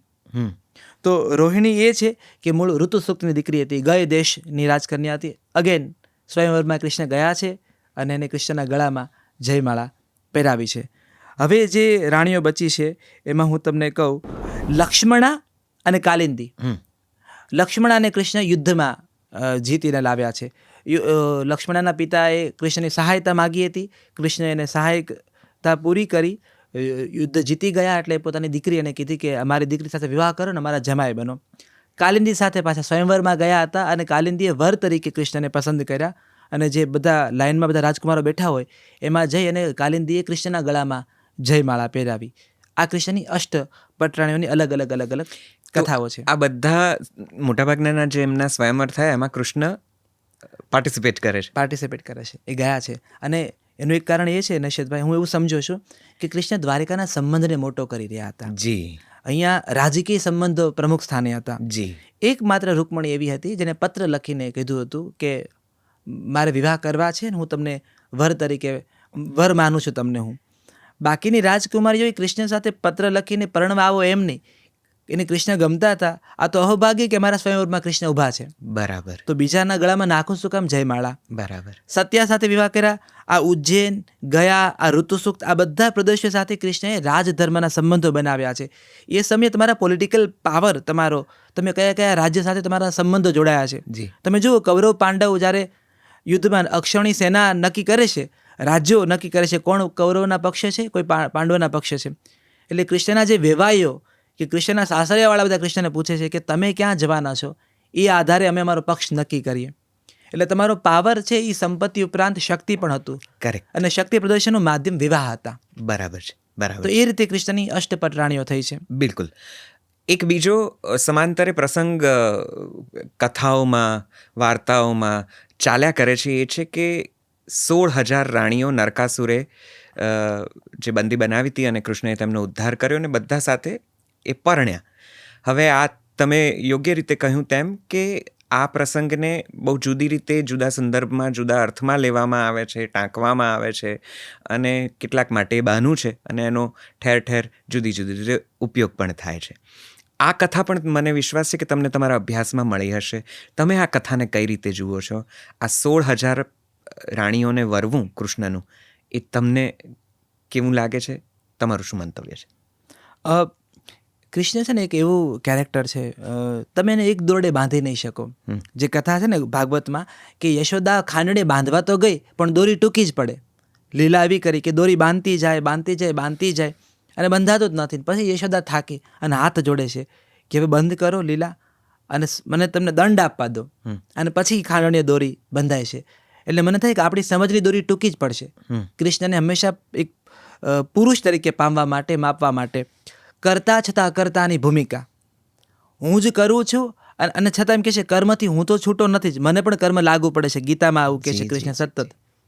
આ નરકાસુર નામનો રાક્ષસ, અસુર રાક્ષસ એટલે આપણે કથાઓમાં તો શિંગડાવાળા જોયા છે, પણ રાક્ષસ એક આસુરી વૃત્તિ છે જે મારા તમારામાં પણ બિરાજમાન છે. બિલકુલ. તો એવો નરકાસુર જેને એવું કહેવામાં આવ્યું હતું કે તું 16,000 સ્ત્રીઓનું જો બલિદાન આપીશ, એની બલિ ચડાવીશ, તો તને માયાવી શક્તિઓ બધી તને મળશે અને તું સમગ્ર સંસાર ઉપર પોતાનું આધિપત્ય સ્થાપી શકીશ.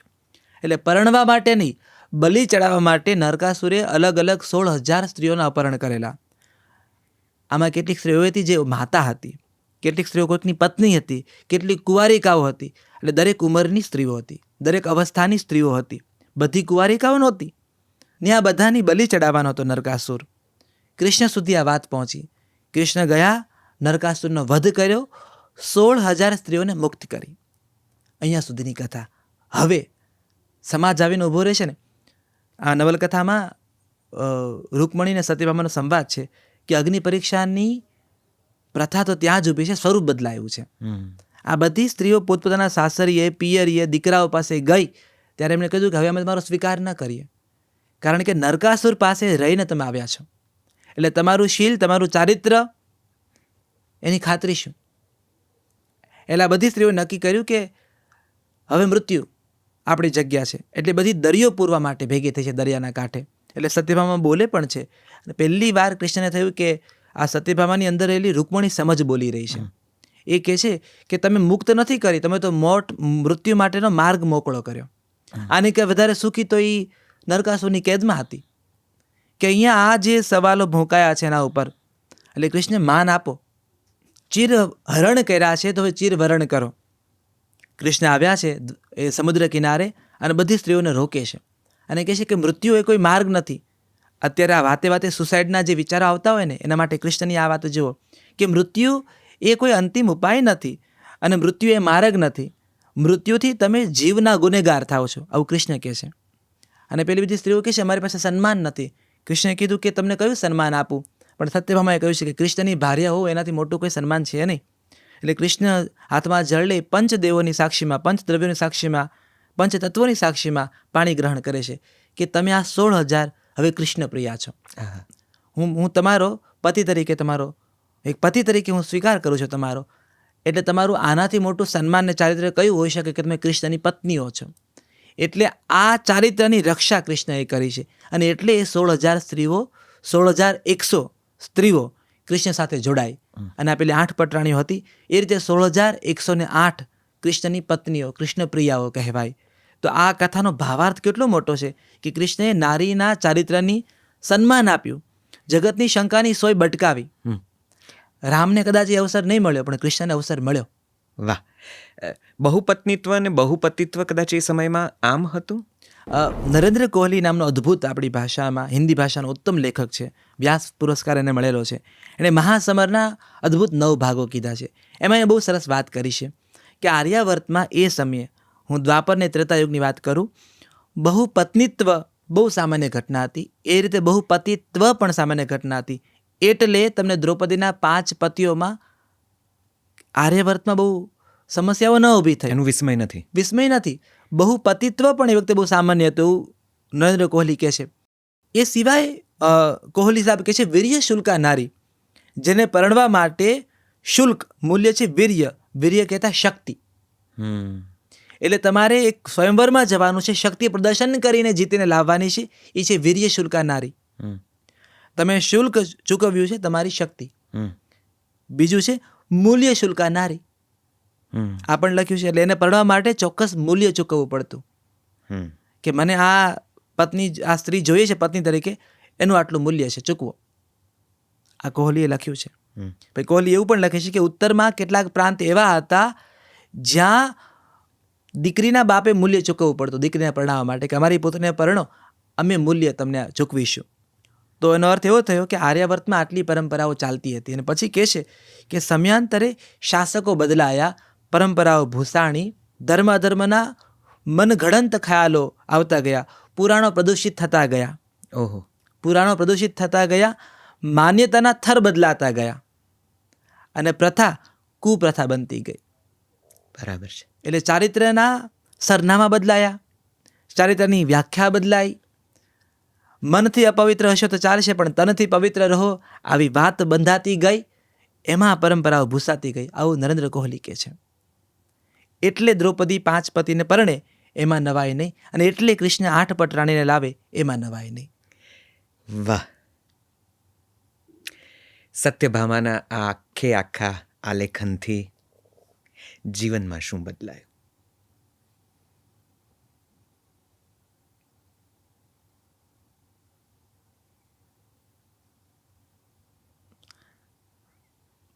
આ 10 વર્ષના ગાળામાં સત્યભામાને સમજતા વધારે દિવ્યતા અનુભવાય છે મને. ખાલી નાનકડી વાત કે આ કથા લખાતી નહોતી મારાથી. હું હંમેશા કહું છું કે એક ઉર્જા, એક પાવર છે જે નૈષદભાઈ સતત આપણી સાથે જોડાયેલો છે. એક ઉર્જા, એક શક્તિ આપણી સાથે છે, સતત આપણી સાથે જોડાયેલી છે. આ કથા હું નહોતો લખી શકતો. આટલા રેફરન્સ હું તમને કહી રહ્યો છું. એટલે કેટલા સમયથી આ સંદર્ભો પર હું કામ કરી રહ્યો હતો, એની નોટ્સ બનાવતો હતો. હું જ્યાં જ્યાં નોકરી કરતો મારા પીસીમાં આ બધું લખેલું હોય. મારી કથા લખવાની પરંપરા કે રીત એવી છે કે આખી કથા મનમાં ઘડાઈ જાય. નવલકથાના અંતિમ પેરેગ્રાફનું અંતિમ વાક્ય મને ખબર હોય કે મારું અંતિમ વાક્ય, આ નવલકથાનું અંતિમ વાક્ય છે ને કે પાણીની છાલક, એ નક્કી હતું 2014થી. એટલે એ વખતના મારા મિત્રોને આખી કથા ખબર છે, પાત્રો ખબર છે, કિરદારો ખબર છે. લખી નહોતો શકતો. અને એ કાળે મારા જીવનમાં રાજાધિરાજ નામનું નાટક આવ્યું. એ નાટક મારે લખવાનું થયું કૃષ્ણ વિશે જ પાછું. આ કંઈક છેલ્લા 2 વર્ષમાં કૃષ્ણ બહુ વધારે પડતા ફળ્યા છે મને જુદી જુદા સંદર્ભમાં. તો રાજાધિરાજ નાટક લખવાનું હતું.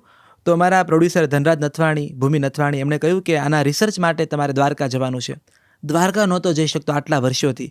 જ્યારે દ્વારકા જવાનો પ્રયત્ન કરું, કોઈક ને કોઈક પ્રતિકૂળતા આવી જતી. અને મને એ નહોતું સમજાતું કે કયું તત્વ છે જે દ્વારકા જતાં મને રોકે છે. તો આટલો બધો મારી જાતને કૃષ્ણ કૃષ્ણ કૃષ્ણ ના હું ઢોલ નગારા વગાડો, પણ દ્વારકા નહોતો ગયો. અને હું દ્વારકા ગયો અને મેં દ્વારકાધીશના દર્શન કર્યા. એ 7 માળના મંદિરના દર્શન કર્યા, આનું દરિયા સુધી ગયો, કારણ કે સૌથી ઓથેન્ટિક કથા તો દરિયા પાસે છે, કદાચ વ્યાસજી પાસે પણ નથી. એટલે મને થયું કે આ કથાનો જે સાક્ષી દરિયો છે એની પાસે હું પરવાનગી લઉં. તો કમર સુધીના દરિયામાં ઉતર્યો, મેં હાથ જોડીને કહ્યું કે આ કથા તમને પાછી આપી દઈશ, પણ મને તમે પરવાનગી આપો. અને મને લખવું છે, અને મને ખબર છે કંઈક એક ઉર્જા છે જે મને નથી લખવા દેતી. મારે આમાંથી પસાર થવું છે. તમારા જે અવાજો તમારી પાસે છે એ અવાજોને મારી પાસે મોકલો અને મારા કથા લખવી છે. નિશ્ચિતભાઈ એ વિઝિટ પછી આ કથા બમણા જનૂનથી મારા લેપટોપમાં ઉતરવા માંડી. મેં આખી કથા લખી, એક કોપી મેં અલગ રાખી છે. હું જવાનો છું આવતા અઠવાડિયે દ્વારકા. એ કોપીને કૃષ્ણના ચરણોમાં મૂકી દરિયામાં પધરાવવા માટે. એટલે મારે મારું વચન પૂરું કરવાનું છે.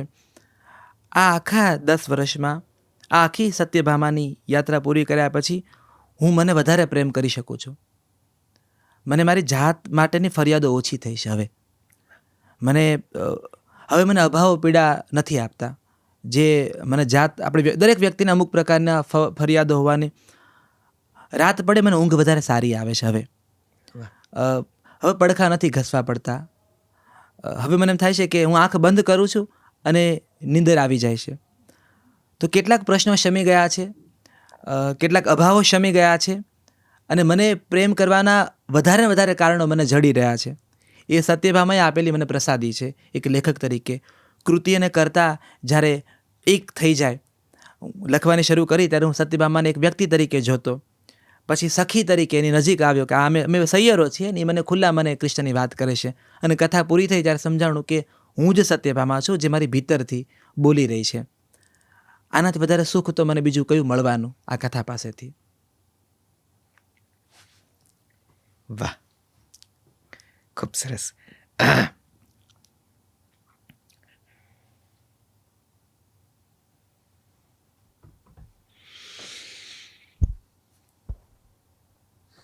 આ અદ્ભુત વાત છે. કોઈક ક્ષણે આવી અનુભૂતિ થવી, પુરાણોનું કોઈક પાત્ર અને સાહિત્યનો શબ્દ આટલો બધો ફળવો, એ બહુ અકલ્પનીય અને આશીર્વાદ સ્વરૂપ ઘટના છે. તમે અનુભૂતિ કરી શક્યા છો એનો અમને સખત આનંદ છે. સાહિત્યમાં પુરાણોના પાત્રો અને તેને સાંકળતી ઘટનાઓ, કથાઓ સમયાંતરે આવતી રહી છે. તમે ને હું જો સાહિત્યના પ્રેમી હોઈએ તો આપણે કેટલા બધા એવા કથાનકોમાંથી ઉતર્યા હોઈશું કે જેમાં ક્યાંક કૃષ્ણ ઝીલાયા છે, ક્યાંક દ્રૌપદી, ક્યાંક રાધા, ક્યાંક રૂકમિણી, અને બીજા કેટલા પાત્રો. મહાભારત હોય, હરીન્દ્ર દવેનું માધવ ક્યાંય નથી યાદ આવે, દિનકર જોશીની દ્વારકાનો સૂર્યાસ્ત યાદ આવે, રઘુવીરભાઈની ટ્રાયોલોજી યાદ આવે, ગોકુળ, મથુરા, દ્વારકા યાદ આવે. આ બધા જ કથાનકોમાં ક્યાંક ને ક્યાંક મહાભારતની કથાઓ જુદી જુદી રીતે ઝીલાઈ છે. જુદી જુદી પેઢીએ તેને પોતાની રીતે સાચવીને પોતાનામાં ઉતારવાની કોશિશ કરી છે. કનૈયાલાલ માણેકલાલ મુનશીના કૃષ્ણાવતારના કેટલાક ભાગો યાદ આવે. નવી પેઢીને સાહિત્યના સર્જનમાં પુરાણ કે તેનું કોઈ પાત્ર સત્યભામા રૂપે આ ક્ષણે, આ સમયે મળી રહ્યું છે. સમયનો આ પણ એક દસ્તાવેજ છે. આ કથા પણ સમયના કોઈક દસ્તાવેજની છે. તમે શું ધારો છો, કઈ રીતે જુઓ છો આ ઘટનાને? નવી પેઢી આને કઈ રીતે ઝીલશે, સમય અને કઈ રીતે યાદ રાખશે સત્યભામાને અને આ કથાને? મને લાગે છે પોઝેસિવ હોવું એ બહુ સર્વસામાન્ય ઘટના છે, પણ પોઝેસિવ હોવાની સાથે હિત અહિત સતત જોડાયેલું છે. તું મારી નહીં તો બીજા કોઈની નહીં, એ વૃત્તિ સત્યભામા નથી. તું મારો નહીં તો બીજા કોઈનો નહીં, એ વૃત્તિ તો એને પ્રેમ કહેવાય કે કેમ, મને તો એ નથી, એ જ મને નથી સમજાવવાનું એ કોન્સેપ્ટ. હું કંઈક છાપામાં વાંચું, ક્યાંક ટીવીમાં જોઉં, ક્યાંક મોબાઈલની ક્લિપમાં જોઉં, તો માત્ર એ મારો નથી થઈ શક્યો કે મારી નથી થઈ શકી એટલા માટે હું એનો જીવ પણ લઈ શકું. તો ત્યાં આપણે વારંવાર પ્રશ્ન થાય કે તો આ પ્રેમ કેવી રીતે? તો એક સત્યભામા છે જે જીદે ચડી છે કે એને કૃષ્ણ જોઈએ છે, પોતાની શરતે કૃષ્ણ જોઈએ છે, ઉપકારને અધિકારપૂર્વક કૃષ્ણ જોઈએ છે. તો પ્રેમની આ પણ એક રીત છે. એ સતત પોતાને યોગ્ય બનાવી રહી છે કે જેમાં એને રિપ્લેસમેન્ટ નથી બનવું. એને રાધાનો રિપ્લેસમેન્ટ, રૂકમણી રિપ્લેસમેન્ટ, કારણ કે જો રિપ્લેસમેન્ટ બની ગઈ તો પેલી વ્યક્તિ ભૂસાઈ જશે. એને તો કમ્પેરિઝનમાં રહેવું છે કે જો આ રાધા હતી, આ હું છું. તમે એમ કહો એકવાર કે હું રાધા કરતાં વધારે સારી છું. તમે એવું સ્વીકારો કે હું રૂકમણી કરતાં ઉત્તમ છું. કારણ કે સ્મિતા જતી રહેશે તો શબાનાની કોમ્પિટિશન પૂરી થઈ જશે. આહાહા. એટલે એક શબાનાએ સતત સારા કામ કરવા માટે સ્મિતાનું હોવું બહુ જરૂરી છે. ઓહો. એટલે સત્યભામાને બધા જોઈએ છે, બધાને ભૂસીને આગળ નથી વધવું. એટલે આ સહ અસ્તિત્વની વાત છે ને સત્યભામાની બહુ સુંદર છે, બહુ સુંદર છે. કે મને જાંબતી તો જ્યાં રાખવી છે અને મારે હસતા હસતા કહી દેવું છે કે તમારું કલ્ચર ને અમારું કલ્ચર જુદું છે. એને એટલા માટે એને જાંબતી પણ જોઈએ છે અને રૂકમણી પણ જોઈએ છે કે તમને બહુ તૈયાર થવાનો શોખ નથી. હું સમજુ છું કે તમને બહુ શણગાર ગમતા નથી, બધાને સારા લાગે એવું જરૂરી નથી, પણ જો મને બહુ સારા લાગે છે. એને મિત્ર વૃંદાને એમ પણ કેવું છે કે તમે લોકોએ અહીંયા 7 ફેરા નથી લીધા એમ. મારા લગ્નમાં તો આવું થયેલું દ્વારકામાં. એ કહેવા માટે બીજું પાત્ર એને જોઈએ છે. આ પેઢી સત્યભામાને વાંચશે, જોશે, અનુભવશે. કદાચ પ્રેમની ઝંખનાના રંગ કદાચ બદલાશે, અથવા પોતે જે પ્રેમ કરે છે એ વૃત્તિ વધારે ઘાટી થશે. કે પોતે જે દિશામાં છે એ દિશામાં સત્યભામા ડબલ ટીક કરશે. વોટ્સઅપ મેસેજ કર્યા પછી હું ચેક કરું છું નશીદભાઈ ડબલ ટીક થઈ કે નહીં. કદાચ સત્યભામા એના પ્રેમને ડબલ ટીક કરીને આપશે કે તમારો માર્ગ બરાબર છે કે કેમ. રહી વાત કાળની, તો મણિલાલ હ પટેલ આપણી ભાષાના ઉત્તમ લેખક, એમની સાથે એકવાર હું અને મારા વાર્તાકાર મિત્ર અજય સોની અમે સંવાદ કરતા હતા. અને મણિલાલ પટેલે એક વાત એટલી સુંદર કરેલી કે લેખક લખવાનું કામ કરે છે, વાચક વાંચવાનું કામ કરે છે, ને કાળનો ઘંટલો એનું કામ કરે છે. એ એટલું જ સાચવશે જેટલી એ કાળને એની જરૂર છે. એટલે આવનારા સમયમાં સત્યભામાની જરૂરિયાત નહીં હોય તો એ ભૂસાઈ જશે, એ નહીં ટકે. કથા ત્યારે આવે છે જ્યારે સમયની એની ડિમાન્ડ હોય છે.